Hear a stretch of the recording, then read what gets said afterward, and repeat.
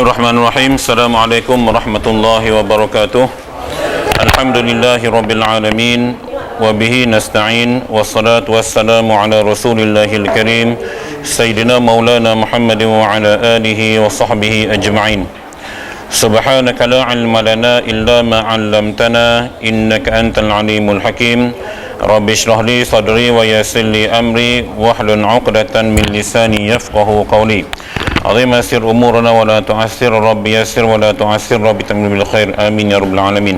Alhamdulillah, muslimin muslimat Allah Subhanahu wa taala, marilah sama-sama kita merafakkan kesyukuran kepada Allah Subhanahu wa taala kerana masih lagi diberikan kesempatan kepada kita umur yang panjang, kesihatan yang baik untuk sama-sama kita berada dalam dewan kuliah ini bagi kita membincangkan ataupun kita menyambung kembali kelas pengajian kita.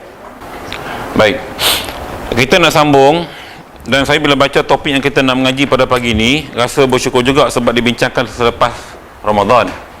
Kalau sebelum Ramadan takut nanti ramai yang akan praktik, ya, ruang-ruang tertentu yang boleh dipraktikkan. Okey, kita lihat ya, muka surat 63 tuan-tuan, 63. Minggu ni insya-Allah kita sambung faslun fi kafaratis siyam. 1 2 3 4 5 yang baris tengah tu ya, faslun fi kafaratis siyam, muka surat 63, salasah wa sittin, ya, salasah wa sittin, as-safhah salasah wa sittin, muka surat 63. Jumpa? Ada belakang nah? Baik, insya-Allah. 63. Tajuk dia, ini suatu fasal pada menyatakan kafarah puasa Ramadan. Tu yang kita kata bincang lepas raya tu bagus. Ini suatu fasal pada menyatakan kafarah puasa Ramadan. Kafarah ni denda punishment. Baik. Maka jika kafarah dan qada atas orang yang membinasakan puasa Ramadan dengan diraibkan sekalian hasyafah atau qadarnya pada faraj jika tiada keluar mani sekalipun. Okey, ini dengar betul-betul. Kita bila tajuk hal-hal yang melibatkan hubungan dengan pasangan kita dalam bab fiqh ni tuan-tuan, jangan ada malulah. Biasa kami universiti kalau ngaji kitab fiqh macam ni kan, fiqh munakahat dipanggil. Pelajar perempuan tunduk kan, sebelah menyebelah. Pesyarah relax je cerita. Baik, tuan-tuan lihat, ini cerita kafarah bulan puasa bila berlaku persetubuhan dengan pasangan.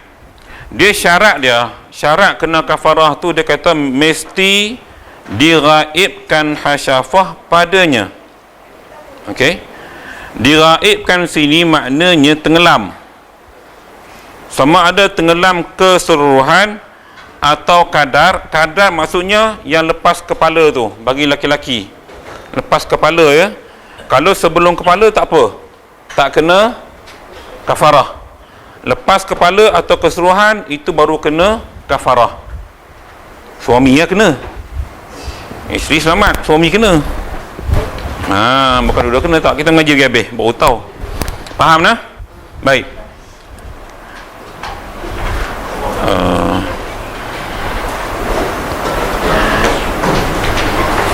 Atau kadarnya pada faraj jika tiada keluar mani sekalipun. Dia tak kira keluar tak keluar, cerita bila masukkan aja, sama ada setakat takuk kepala tu ataupun terus, maka kena kafarah. Baik.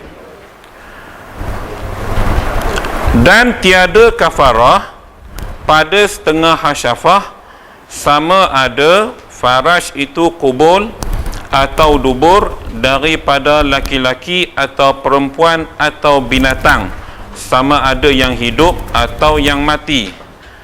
Ni yang tak kena kalau separuh hasyafah dikira kepala tu, zakat laki-laki. Mana tak melebihi kepala tu kira selamatlah. Nasib baik saya ngajak sekarang. Kalau bulan puasa kita mengajak, tak apa, Ustaz Syedan kata tak sampai kepala separuh, tak apa. Ni tak mau. Mujak kita mengaji lepas raya. Mana ada hikmah tajuk ni habis kita start lepas raya. Memang ada hikmah. Saya nampak sangat bila saya baca tadi. Okey, tak apa, terus. Relax, open lah, relax. Dah semua dah ni kan. Kalau ada pelajar muda-muda tu kami berlapik jugalah. Kalau dalam kelas kuliah universiti, ni dah tua-tua belaka, tak ada masalah, hantam saja. Hantam saja. Okey, baik. Dan tiada kafarah atas orang yang diraibkan hasyafah padanya, dan tiada pula atas orang yang jima dengan lupa, dan yang jahil akan haramnya, dan yang tergagah dipaksa, dan kanak-kanak, dan yang tiada berniat pada malamnya, dan orang yang musafir, dan yang sakit jika jima keduanya dengan niat tarakhus. Demikian lagi orang yang jima dengan zon lagi tak kala malam atau syak padanya, atau dizonkan masuk malam dengan ijtihad, maka nyata jimanya yang siang sehari. Tak faham tu, memang tak faham. Okey. Baik. Keadaan kedua, dia tak kira kena kafarah. Bila tu? Baik. Keadaan kedua, apabila orang yang jima itu dalam keadaan dia lupa, terlupa yang bulan tu bulan puasa. Gamaknya jadual dia tu mungkin kerja syih malam, jadi ada masa siang, dia kira bedal siang, jadi dia tak tahu bulan puasa, dia lupa. Maka bila lupa, syarak tidak mengenakan hukuman kafarah. Tu pertama. Yang kedua, sebab jahil akan haramnya tak mengaji dengan kita hari ni. Mungkin hari ni kelas dia tak mai, dia tak mengaji tajuk ni, bulan puasa depan dia terbuat. Sebab jahil, tak mengaji, maka syarak juga tidak bebankan hukuman ni. Okey, dia jahil. Akan tetapi kita kena mengaji lah, yang jangan kita mengelak nak mengaji. Kena mengaji. Sebab isu-isu macam ni jarang dibicarakan secara terbuka di kelas-kelas masjid, kerana nak jaga adab. Tapi kelas tutorial macam ni memang kita akan bincang secara detail, sebab dia agak tertutup. Cuma rakaman video tu nanti tak tahulah, kalau memang nak editkan nak apa, ikut suka dia. Baik.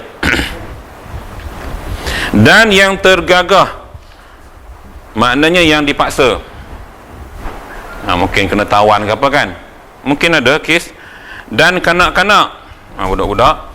Dan yang tiada berniat pada malamnya, dia kes tak niat puasa malam, maka siang dianggap puasanya tak sah sebab tak niat malam, maka dia boleh lah.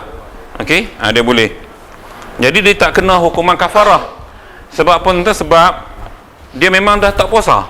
Saya tahu dia lupa niat, maka puasanya tak sah. Okey. Ni kategori lupa niat malam. Dan orang yang musafir, tu biasalah syarat musafir. Dan yang sakit jika jima keduanya dengan niat tarakhus. Ni saya suka ulas tajuk ni ya.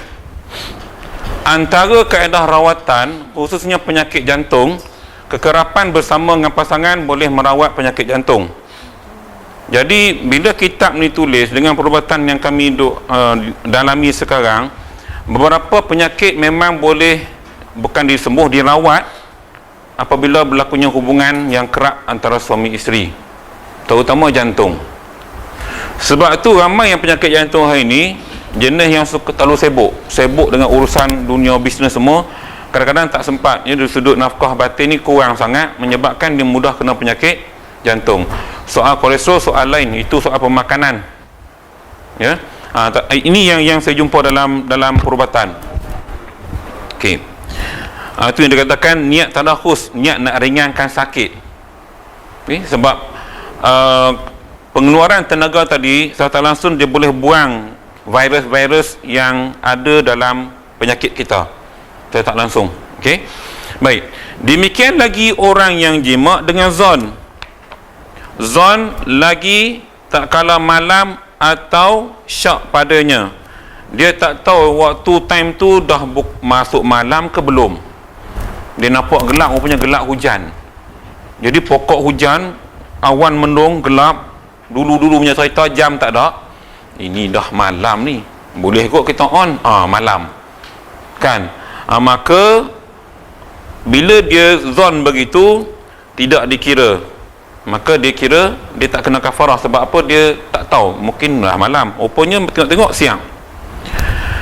Dengan ijtihad maka nyata jamaknya siang hari. Tengok rupanya siang lagi, gelap tu gelap, hujan.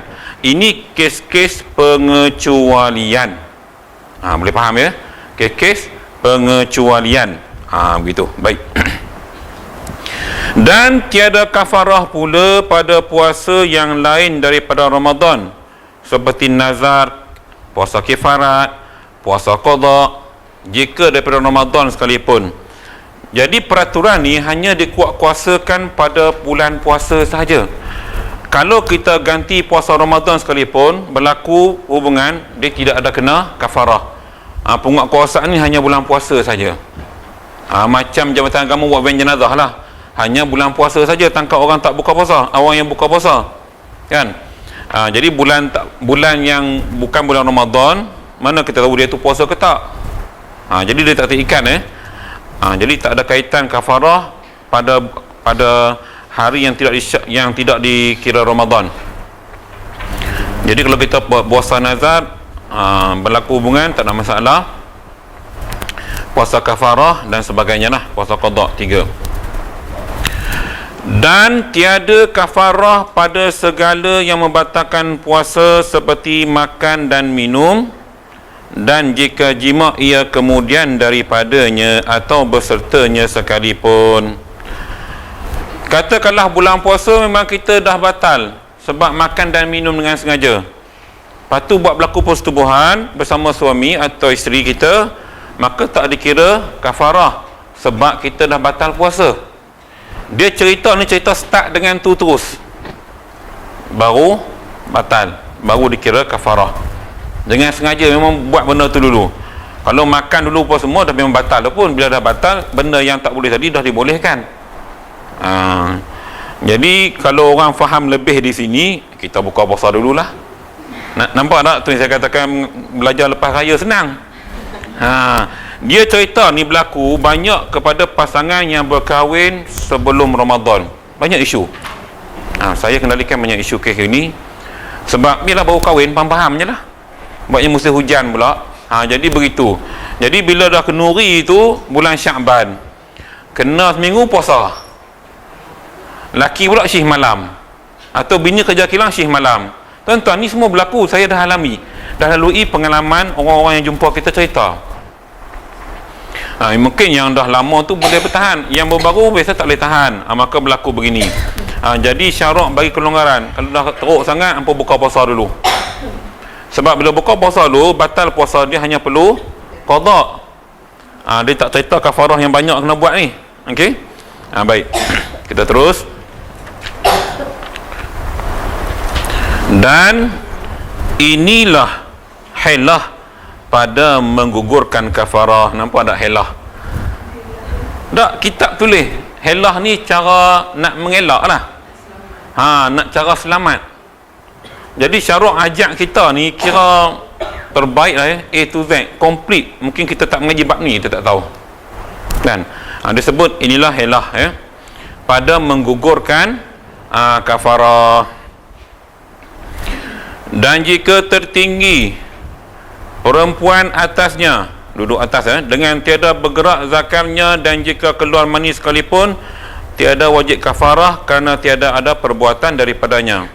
Ni cerita duduk atas lah duduk atas, tak ada melibatkan masukkan hasyafah semua, so itu tak ada masalah. Okey, baik. Dan adalah kafarah yang tersebut itu, yang pertamanya merdeka seorang sahaya yang mukmin yang sejahtera. Ni kena buat ikut turutan.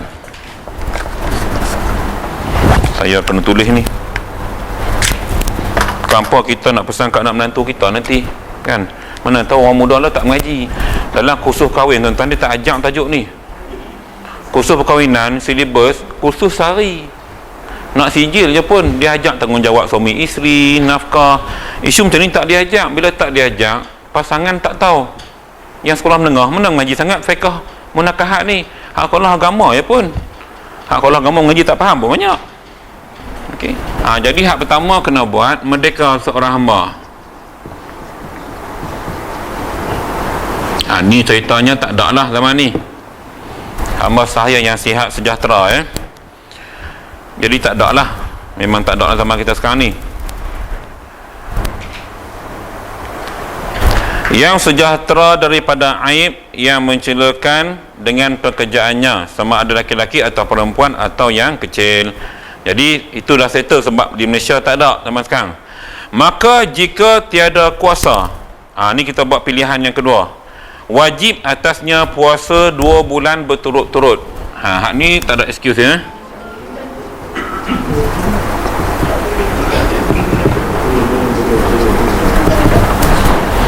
Tuan-tuan pergi haji, bila kena dam, berapa hari turut-turut kat rumah? Tak sebanyak ini. Kadang 2 hari turut-turut, 3 hari turut-turut. Tak ada sampai 2 bulan. Demam tuan-tuan 2 bulan turut-turut, memang kurus badan. Hak gemuk kurus. Ya. Baik. Dia cerita lagi situ. 2 bulan maka jika berbuka ia pada 1 hari, jikalau dengan uzur seperti musafir atau sakit sekalipun, putuslah berturut-turutnya dan wajib dimulai puasa pula pada awalnya. Tuan-tuan, selek sehari start balik, selek sehari start balik. Denda yang dibagi tu memang berbaloi lah dengan kesilapan kita. Jadi kalau satu hari kita sakit cerek-berek, letih sangat, tak boleh nak puasa, buka, so esok tu start balik, dikira 1. Jadi ni 60 hari tuan-tuan. 60 hari tu saya kata memang kurus. Hak gemuk confirm kurus. Hak kurus lagi kurus. Pasal apa? 2 bulan turut-turut. Jadi kawan-kawan kita pun tengok heran kita, kau ni hebat ni puasa 2 bulan turut. Malahan kawan tu kena ganti. Dia tak tahu. Okay?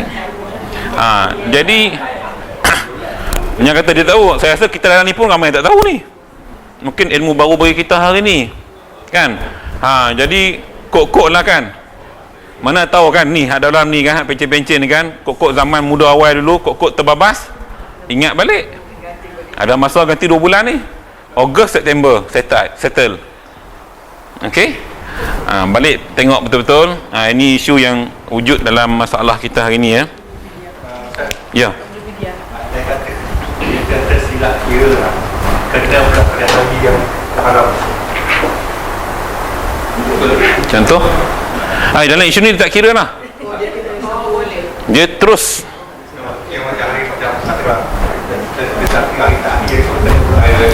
Dia sebab tu gini ya. Biasa kita start Ramadan, Syawal, Zulkaedah, Zulhijjah. Antara Syawal, 1 Syawal kita start 2 Syawal, 2 Syawal, 2 Zulkaedah, 2 Zulhijjah, belum masuk raya haji, sebab raya haji 10 Zulhijjah. Jadi dia buat tu memang cun dah. Kena start lepas raya haji. Dah kalau start sebelum tu tak boleh ke, sebab gap. Jadi lepas raya haji berapa bulan lagi sebelum puasa Ramadan akan datang. Andai kata lah kan. Baik.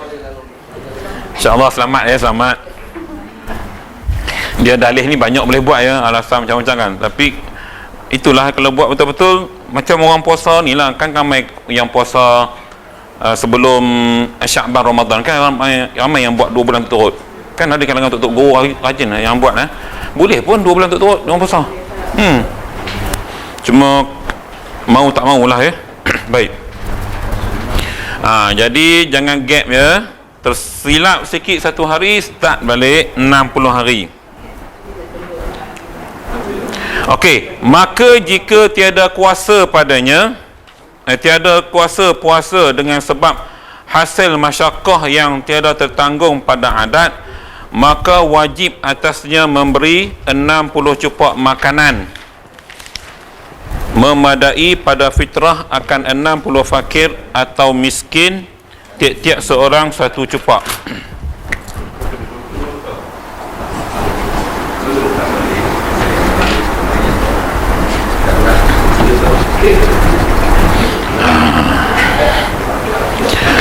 Maknanya sini ada kelonggaran yang ketiga. Tetapi kelonggaran ketiga ni diberikan kepada memang ada masyakkah kat sini. Masyakkah maknanya ada kepayahan tertentu. Laporan doktor mengatakan bahawa dia ni memang tak boleh puasa direct, problem. Dia selamat untuk kategori kedua, dia boleh ke sini. Ya. Macam mana? Saya belum urai lagi ni, kejap. Dia akan urai nanti, sabar ada. Okey, jadi maknanya kelonggaran untuk syarat ketiga, pilihan ketiga, setelah didapati memang berlaku masyakkah, termasuk laporan doktor. Untuk zaman moden, laporan doktor lah. Maknanya doktor dah buat ni, kalau dia ni puasa 2 bulan turut, mungkin ada masalah kesihatan. Mungkin lah. Ataupun memang dia cedera aksiden kemalangan ke, atau dia operate, macam ada tadi jemaah kita tanya, operate usus dah bocor, so operate sikit. So itu masyakkah-masyakkah yang ada, yang boleh dikira sebagai boleh kita buat pilihan yang ketiga. Baik.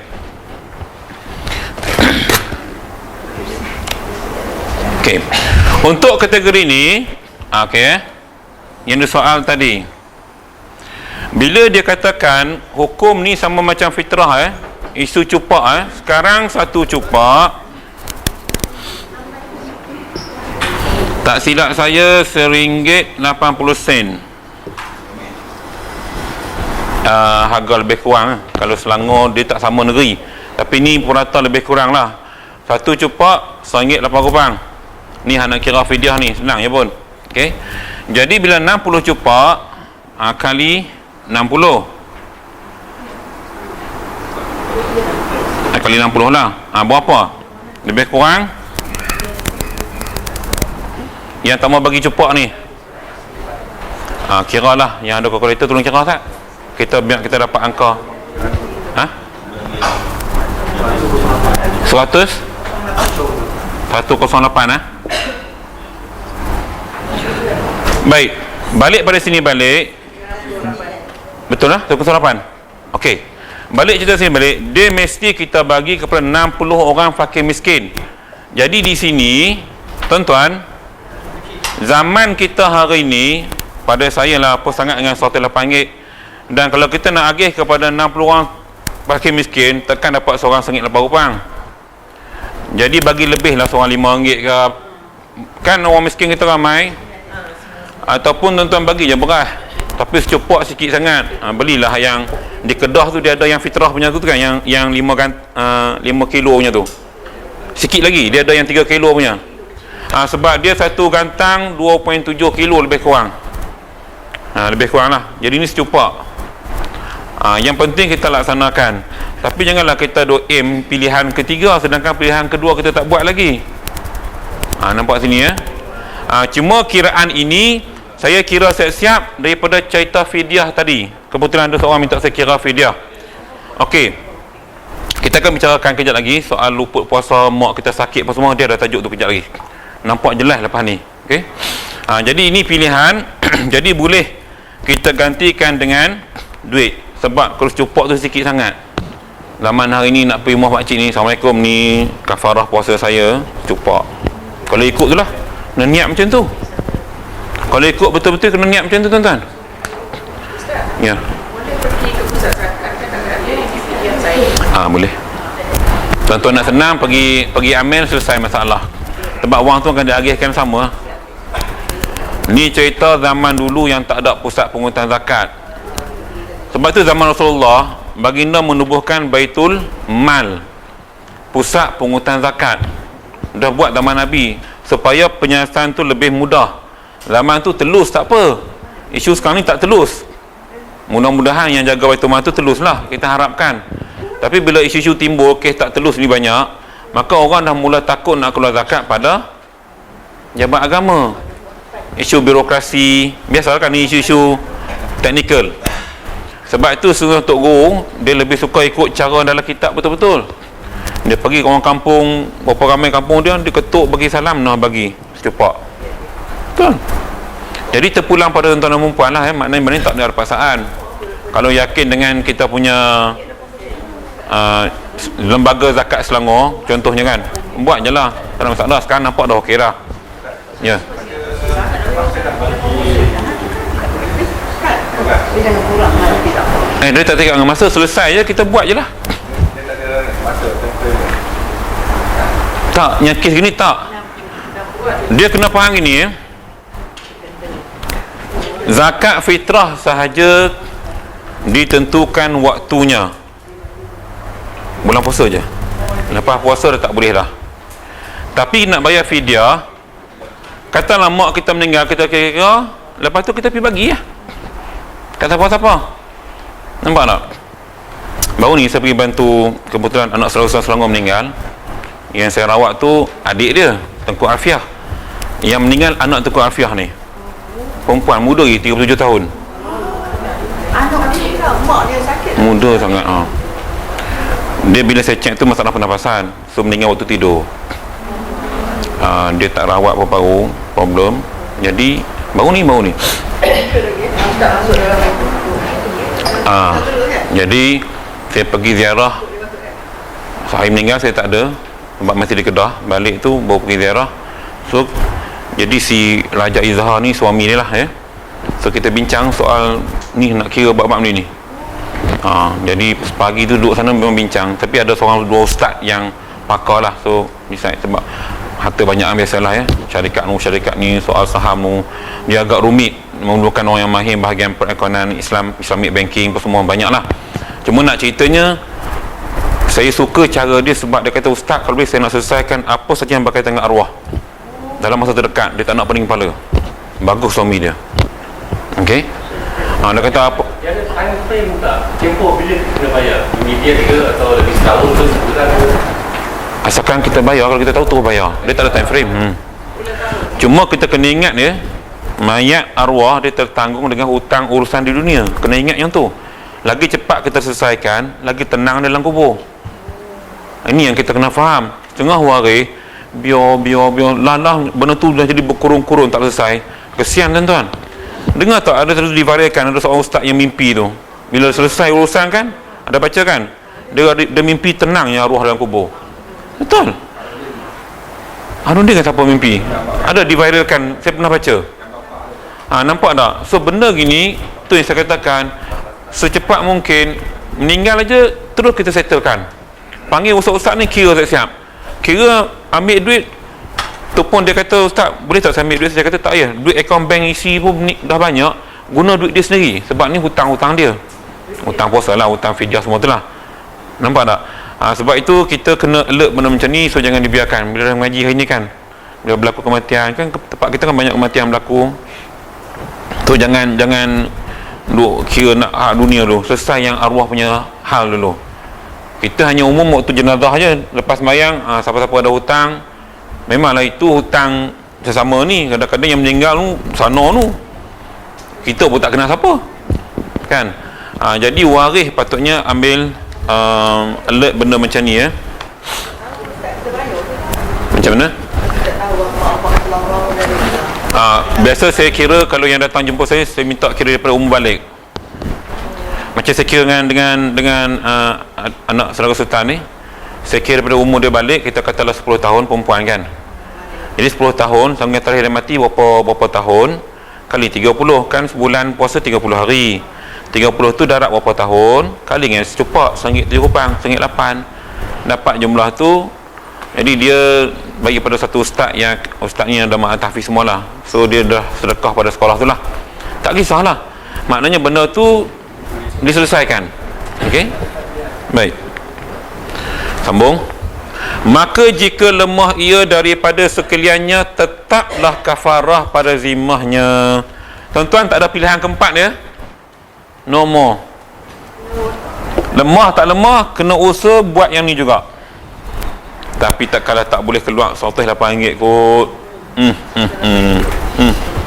Zaman hari ni kerja sejam RM100 berada kan. Boleh ni. Kereta Malaysia sekarang ni boleh. Duit banyak kan. Kan rumah boleh simpan duit juta-juta kan, sikit je. Benda simple je duit ni RM108 tuan.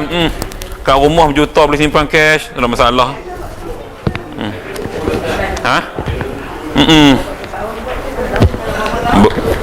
Okey.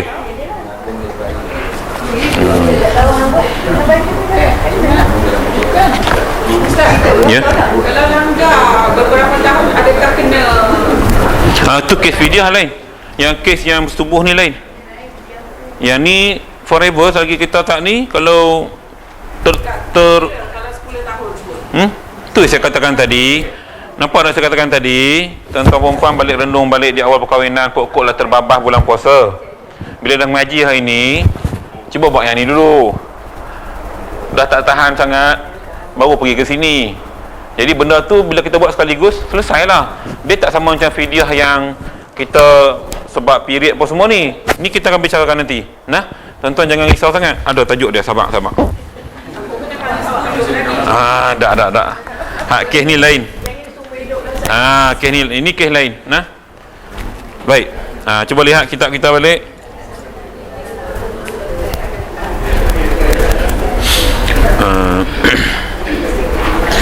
Okey. Maka manakala kuasa ia kemudiannya atas sesuatu perkara tersebut diperbuatkan dia. Mana kalau tak mampu hari ni, bila-bila dia mampu dia buat. Tu yang saya katakan tadi. Mana sekali semua hidup lah. Kalau berlaku benda tu sekali lah. Jadi tengok berapa kali.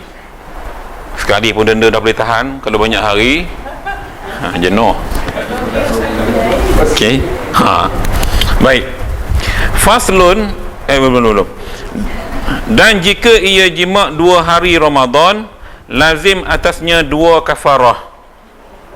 Double faham Dan 3 hari 3 kafarah. Dan demikianlah.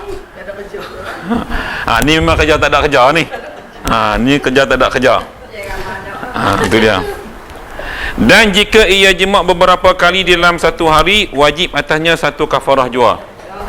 Itu lain lah. Kalau sekali banyak, sehari banyak kali dia kira sekali je lah. Tapi kalau 2 hari 3 hari dia kira hari-hari tu. Baik, ni kita masuk bab yang selalu orang duk pening kepala ni. Faslun fi fidyatin fautis saumi al-wajibi. Fasal pada menyatakan fidyah luput puasa yang wajib. Ni kes yang tak boleh puasa wajib apa semua kan. Kita buka tengok pakai ni, saya cuba habiskan ni. Bermula orang yang luput atasnya puasa Ramadan atau nazar atau kifarat dan mati ia dahulu daripada dapat diqadakkan dia, maka tiada dapatkan bagi yang luput itu dengan fidyah. Mau tak mau kena keluar fidyah sebab dah mati, dia nak qada macam mana? Okey. Ni cerita mak kita lah yang uzur apa semua kan. Ni dalam ni bab ni. Baik. Dan tiada berdosa jika luput dengan uzur, seperti sakit yang berkekalan hingga mati. Mak kita hak uzur tu tak payah puasa lah, kalau tak larat sangat. Biar dia tak berdosa, dia mati tak berdosa. Sebab tak berdosa sebab tak puasa tu, sebab dia uzur. Jangan paksa nah. Ramai mak anak-anak ni paksa mak tu, kawan tu dah tak larat dah, nak puasa juga. Malaikat dia nak puasa betul tu cerita lain. Kan? Nak puasa juga, biar kada dia nak puasa juga. Setengah orang tua kita macam tu. Dia dah biasa pada muda puasa, sedangkan tua dah makin tak larat, kena makan ubat, mungkin certain time kena makan ubat, tak nak aku nak puasa juga. Yang akhirnya dia puasa juga menyebabkan kesihatannya makin terjejas. Ni kita tak nak ya. Baik, tengok. Maka jika luput dengan tiada uzur, berdosa ia. Ingat dia katalah dia sakit sekejap, tiba-tiba dah sembuh lega elok, maka puasa tadi dia kena gantilah. Okey, itu nak faham. Baik. Dan wajib didapatkan dia dengan barang yang lagi akan datang. Maksudnya dia akan cerita lagi tajuk ni akan datang. Okey, isu ni. Atau mati kemudian daripada dapat diqadakkan dia, sama ada luput dengan uzur atau lainnya, dikeluar daripada harta peninggalannya. Harta dia, ATM dia punya tahu. Bagi tiap-tiap hari 1 cupak daripada jenis fitrah. 1 cupak daripada jenis fitrah yang kita cerita tadi. Atau dipuasa daripadanya oleh walinya, iaitu qarabatnya.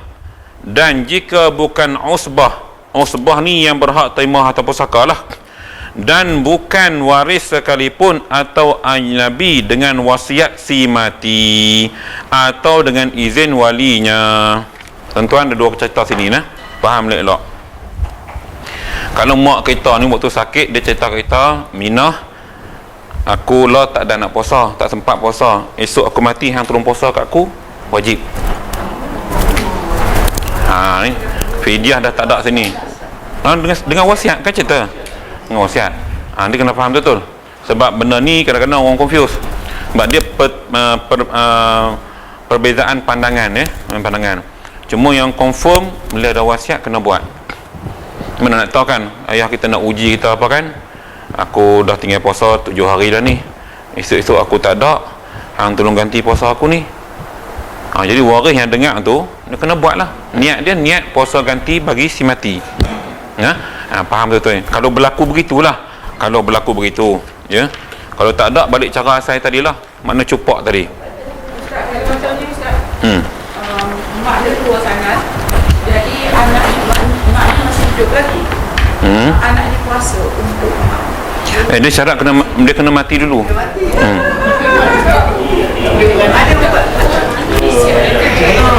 Dia jangan salah faham. Tak, saya faham. Ada anak yang begitu menyayangi mak, maknanya dia tengok keadaan ni, tak apa aku puasa ganti untuk mak aku. Dia kira puasa sunat gitu je lah. Sebab dalam kitab hanya menyebut pergantian puasa tu setelah berlaku keuzuran ataupun sakit, dan pesakit tadi meninggal. Sebab dia tulis tadi, kalau ada kekuatan tu dia puasa, dia kena puasa balik. Jadi dosa tu dia gugur kalau memang dia tak larat betul. Faham tak? Jadi kita kena faham di sini. Dalam kategori ni uzur yang dimaafkan. Dia adalah nyanyuk gila semua. Dia betul, sampai satu tahap besok akal kita dah tak boleh berfungsi dengan sempurna, dia akan balik kepada cara kanak-kanak berfikir. Maka timbul istilah nyanyuk ataupun Alzheimer. Macam mana? Kenalah fidyah. Dia cerita mudah ni, senang faham ya. Okey, senang faham. Apa-apa saja yang tak boleh dibuat oleh si pesakit, qada dan sebagainya, maka gantinya ialah fidyah. Kalau berlaku bulan puasa lah, fidyah ni dibayar ganti puasa. Kalau dia bulan tak puasa, tak apa tuan-tuan. Ini kita kena faham. Dia berlaku ni sakit bulan puasa, meninggal di bulan puasa. Yang tu yang orang ambil jalan mudah, pening-pening pala, kira daripada dia balik sampai ni senang, settle. Lebih tak apa, jangan tak cukup. Lebih kita kira sedekah, kita niat sedekah. Itu lebih baik pada pandangan saya. Ramai sahabat-sahabat saya pun berpandangan begitu. Kemudian satu lagi Ustaz. Ya. Katakanlah kita 3 tu banyak daripada banyak ribu. Jadi dia bayar tahun ini, dia bayar sikit, tak depan bayar sikit. Tak banyak. Cuba kira gini. Sekarang ni ambil contoh, kita buat contoh yang ni Dia mati umur 37. Dia balik umur 10 tahun. Jadi kan, betul? 27 tahun lah kita kira. 27 tahun ni maknanya 27 bulan. Sebab setahun sebulan. Kan puasa sebulan kan? Jangan kira 12.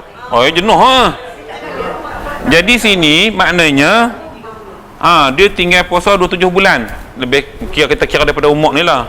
27 bulan ni baru kita kali dengan pandai, kali 30. Dapat jumlah 30, baru kali RM1.8 kupang. Tak ada sampai puluhan ribu, tak ada pun. Saya kira sikit je baru ni. Itu ustaz saya keluar lebih boleh. Keluar duit banyak, keluar je lah. 1458. Jadi kalau nak keluar macam cadangan untuk keluarkan, saya rasa sekaligus je kot. Sekat banyak mana pun. Berapa ibu? 1458.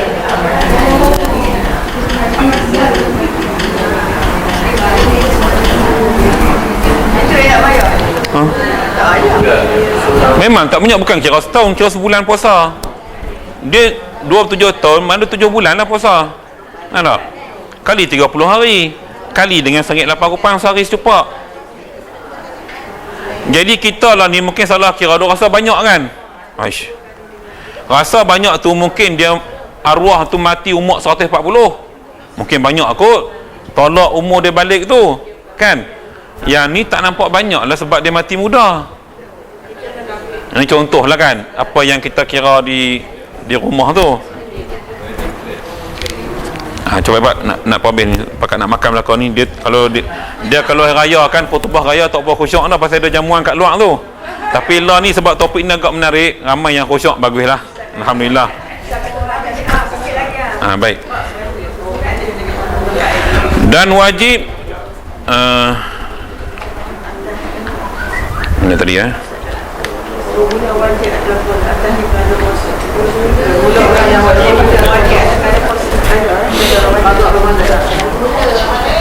Okey. Bermula orang yang wajib atasnya qada Ramadan. Bermula orang yang wajib atasnya qada Ramadan dan takhir akan dia dengan tiada uzur hingga masuk Ramadan yang lain, wajib atasnya bagi tiap-tiap hari satu mud, satu cupak daripada makanan jika setahun takhirnya. Ni kes kita yang period. Yang period kalau kita melewati, senang fahamnya, kita habis puasa baru ni kan, yang datang bulan-bulan puasa baru ni elok qada sekarang. Bila melewati tahunan, secupak qada dan secupak. 2 tahun pula qada dan 2 cupak. 3 tahun pula qada dan 3 cupak. Dan begitulah seterusnya. Macam mana?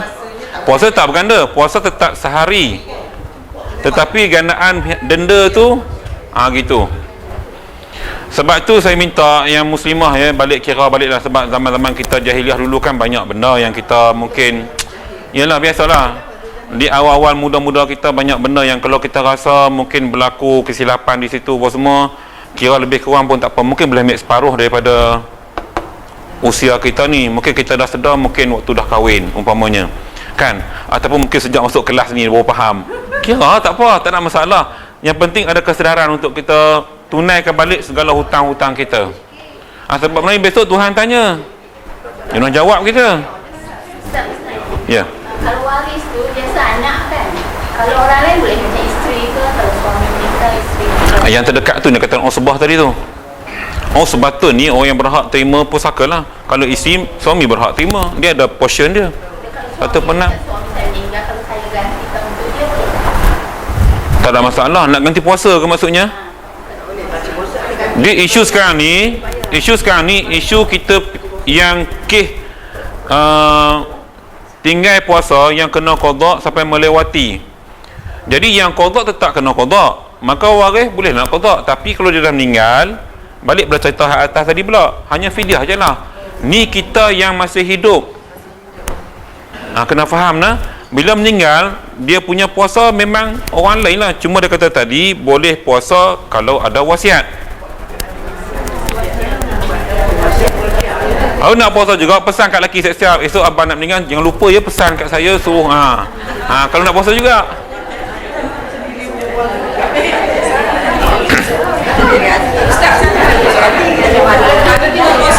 Kita puasa hari ni, tapi tak bayar fidyahnya segera, bayar lain-lain masa. Tak faham kalau puasa hari ni. Nanti katakanlah kita sudah melewati tahun. Okey. Kita puasa. Nanti dah 1 hari puasa. Tapi tak bayar fidyahnya lagi. Fidyah nak bayar kemudian lah. Tak apa, janji bayar aja.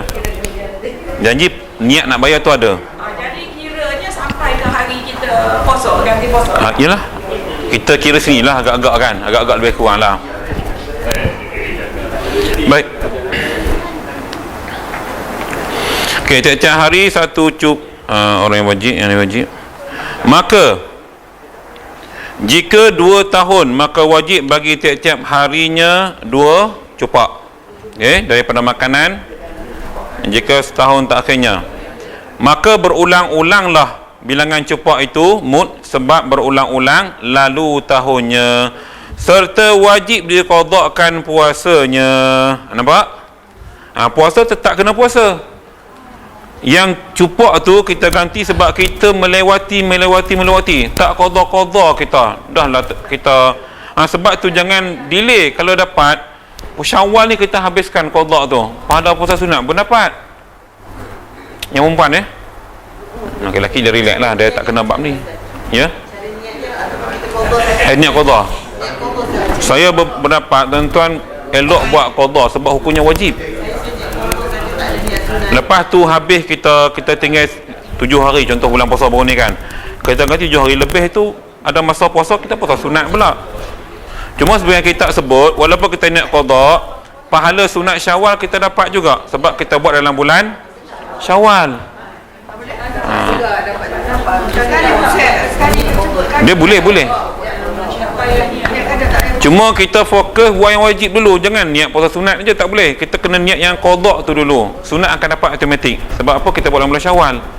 Kalau buat dalam bulan lain tak ada memang niat qada je lah. Kali niat je lah. Lintasan di hati je lah. Masalah kita sebab hari ni ramai yang saya pun pasal 6 tak habis pasal open house banyak sangat. Hari ni ada, esok ada, Khamis boleh perhabis, Khamis Jumaat. Hari Minggu memang minta maaf. Okey. Sikit lagi. Adapun orang yang mati dan pada zimmahnya sembahyang atau iktikaf, tiada diperbuatkan yang demikian itu daripada tiada diperbuatkan yang demikian itu daripadanya, dan tiada fidyah baginya atas yang muktamadnya kerana tiada warid. Ini cerita adakah sembahyang ni perlu difidyahkan ataupun iktikaf perlu difidyahkan. Ni cerita sembahyang, tidak ada orang boleh ganti puasa je nah. Sembahyang ni tak ada dalil yang sahih. Dia kata kalau yang muktamad tiada fidyah baginya. Kok orang kata ni tinggal sembahyang bertahun-tahun ni boleh tak ganti dengan fidyah? Dalam kitab tulis tak ada. Jangan nak pandai-pandai pergi buat pula. Okey.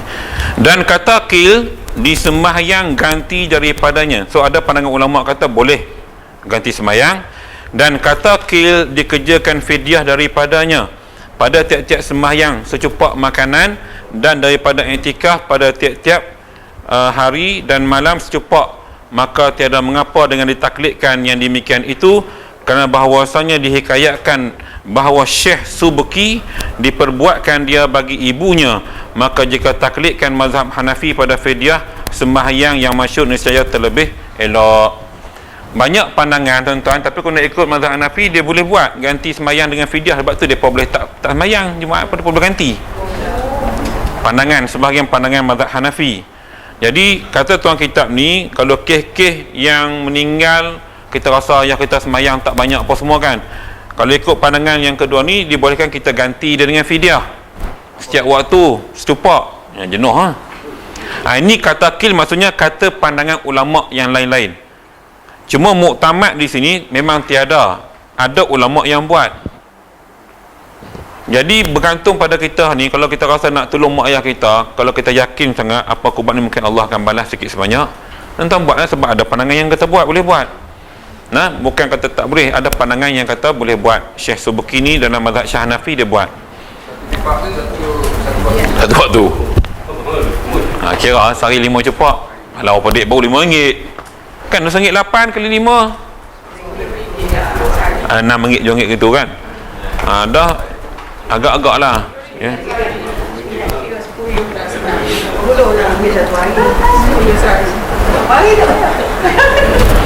Kira dah berapa hari. Okey, kira dah berapa hari. Sebab itu kalau kita belajar tuan-tuan, setakat kemampuan. Cuma saya galakkan tuan-tuan kalau nak bantu mereka lebih kepada jariah itu lebih baik, sebab benda tu mengalir. Sedekah, ya. Beras yang kita makan harganya macam sekilo ataupun kita beras murah. Ini harga yang pejabat zakat letakkan lebih kurang. Kalau kita rasa nak keluar sebab kita makan beras basmati hari-hari basmati, Maka mahal lah harga tu. Tak kisahlah, kan? Ada orang ni dia kerja memang dia hartawan, jutawan, beliawan. Memang dia makan basmati punya beras. Dia tak makan beras biasa. Jasmine tak makan, cak rambutan dia tak makan, cak teko dia tak makan. Maka dia keluarkan beras ikut harga dia punya. Tak ada masalah. Dia ada bajet bab tu. Macam saya jumpa yang anak-anak tuanku ni, sebab dia orang kaya, mungkin beras mahal. Dia nak, sebab isu beras dia mahal, ikut suka dia. Yang ni kadar yang majoriti rakyat biasa makan, cak rambutan, cak ketupat semua kan. Rate dia lagu tu. Kalau hari-hari basmati dengan bas wangi dia makan, mungkin rate tak sama. Dia lagu tu dia punya ni. Okey. Baik-baik. Dah pukul 11 tuan-tuan. Jadi boleh faham lebih kurang sikit mudah-mudahan. Dan minggu depan kita masuk bab saum tatawwu'. Maknanya puasa sunat. Dia masih menyentuh puasa sunat. Syawal kita ni lagu mana sempat lagi kita bicarakan. Okey, jadi sebenarnya jamuan raya kita ni kita buat doa selamat, dan kebetulan hajat salah seorang isteri dalam grup ni dia punya husband dia birthday hari ni Tu Haji Ahmad kita birthday. Jadi kita akan baca doa selamat serta doa kesyukuran lah sempena kita punya jamuan raya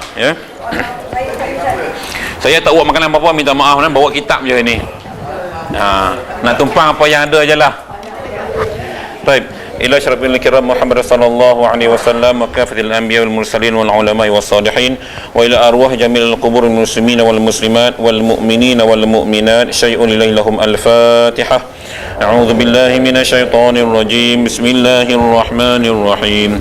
Alhamdulillahi rabbil alamin. Arrahmanir rahim. Maliki yaumiddin. Iyyaka na'budu wa iyyaka nasta'in. Ihdinas siratal mustaqim. Siratal ladzina an'amta 'alaihim ghairil maghdubi 'alaihim waladdallin. أعوذ بالله من الشيطان الرجيم. بسم الله الرحمن الرحيم. الحمد لله رب العالمين حمدا يوافي نعمه ويكافئ مزيده. يا ربنا لك الحمد كما ينبغي لجلال وجهك وعظيم سلطانك. اللهم صل على سيدنا محمد صلاة تنجينا بها من جميع الأهوال والآفات وتقضينا يا الله جميع الحاجات وتطهرنا بها من جميع السيئات وترفعنا بها عندك على الدرجات وتبلغنا بها أقصى الغايات من جميع خراف الحياة وبعد الممات وعلى آله وصحبه وسلم تسليما كثيرا برحمتك يا أرحم الراحمين. اللهم إنا نسألك سلامة في الدين وعافية في الجسد وزيادة في العلم وبركة في الرزق وتوبة قبل الموت ورحمة عند الموت ومغفرة بعد الموت.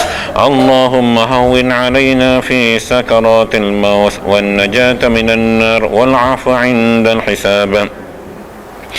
اللهم عافنا في بلدنا. اللهم عافنا في سمعنا. اللهم عافنا في بصرنا. اللهم عافنا في بلدنا. اللهم عافنا في سمعنا. اللهم عافنا في بصرنا. اللهم عافنا في بلدنا. اللهم عافنا في سمعنا. اللهم عافنا في بصرنا. ربنا لا تزغ قلوبنا بعد إذ هديتنا وهب لنا من لدنك رحمة إنك أنت الوهاب. ربنا ظلمنا أنفسنا وإن لم تغفر لنا وترحمنا لنكونن من الخاسرين. اللهم إنا نسألك العفو والعافية والمعافاة والصحة الدائمة في الدين والدنيا والآخرة. ربنا آتنا في الدنيا حسنة وفي الآخرة حسنة وقنا عذاب النار. وصلى الله على سيدنا محمد وعلى آله وصحبه وسلم والحمد لله رب العالمين. تقبل الله منكم.